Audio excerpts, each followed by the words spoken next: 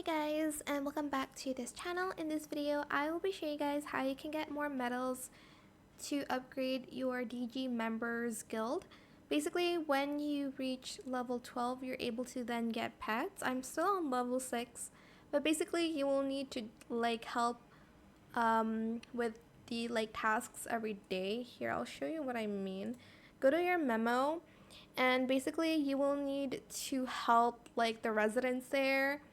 And wait, it should be here. Okay, the resident quest. Yes, you will need to help them with their quests. And as you can see, per resident you'll get 10 medals. I know it's not a lot, but it does help. So every single day you will need to do these tasks.